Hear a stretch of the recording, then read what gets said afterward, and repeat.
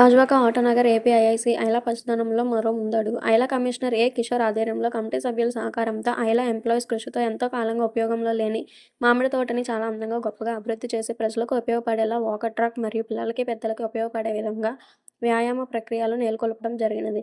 ఈ కార్యక్రమంలో పచ్చదనాన్ని పెంచడమే కాకుండా మరెన్నో మంచి కార్యక్రమాలను ఉపయోగపడే విధంగా ఆహ్లాదాన్ని కలిగించే పార్కుగా తీర్చిదిద్దాలని ఏపీఐఐసీ జోనల్ మేనేజర్ ఏ. సింహాచలం మరియు ఐలా కమిషనర్ ఏ. కిషోర్ పిలుపునిచ్చారు. అనంతరం ఈ కార్యక్రమాన్ని ఉద్దేశించి chairman K. Satyanarayana Reddy, vice president Sajja Panduranga Prasad మీడియాతో మాట్లాడారు. ఈ కార్యక్రమంలో కమిటీ పెద్దలు, కంపెనీ యాజమాన్యాలు పెద్ద ఎత్తున పాల్గొన్నారు. శాంతకుమార్ గారిని సన్మానించి ఆయన్ని ముందుకు పంపించవలసిందిగా రిక్వెస్ట్ చేస్తున్నాం. చైర్మన్ గారు, executive committee.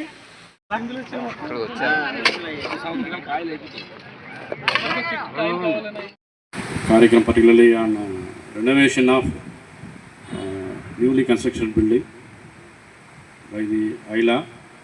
First of all, congratulations for making this wonderful building to the this place, wonderful building to the place for place of entrepreneurs, particularly security stage arrangement plus stay arrangement plus canteen के लिए कुछ 2 room बनाया. बहुत बहुत धन्यवाद सबको, धन्यवाद दे रहा हूँ. Thank you very much for giving opportunity. ఇప్పుడున్న పరిస్థితుల్లో ఎక్కడ చూసినా పొల్యూషన్ చాలా ఎక్కువగా ఉంది. అది ముఖ్యంగా మన ఆరోగ్యం మెరుగుపరుచుకోవడం. అందులో భాగంగా నెక్స్ట్ మన రెయినీ సీజన్కి మన కమిషనర్ గారు చెప్పినట్లు ప్రతి వాళ్ళు కూడా ఓన్లీ మన ఓపెన్ స్పేసెస్ కాకుండా ఏదైతే మీ ఇండివిజువల్ యూనిట్స్ ఉన్నాయో అక్కడ కూడా మినిమం ఒక 10 టార్గెట్ పెట్టి మన ఒక 1500 యూనిట్లు ఉన్నాయి మన ఆటోనగర్లో. 1500 × 10 పెట్టుకుంటే మనకి 1,50,000 ట్రీస్ మనకి ఈజీగా అవుతాయి.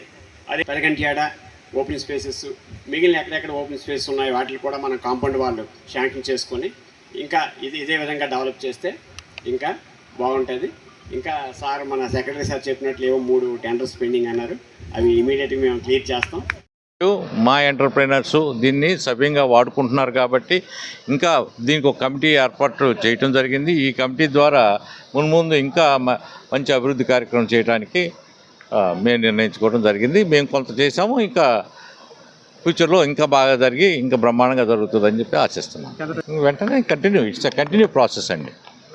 అలాగే మన వారి నుంచి స్పోర్ట్స్ కాంప్లెక్స్ కూడా ఇది అడుగుతున్నారు.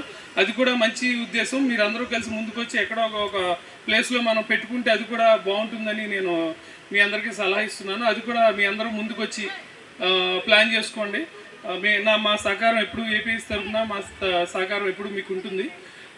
మరియు నేను అనేది ఏంటంటే ప్రతి ఇండస్ట్రీలో కూడా నాకు చిన్న రిక్వెస్ట్, అది సమయం వచ్చింది కాబట్టి చెప్తున్నాను. అందరూ కూడా కొంత ఇప్పుడు మన వాసివ ప్రెసిడెంట్ గారు చెప్పారు లంగ్ స్పేస్ అని.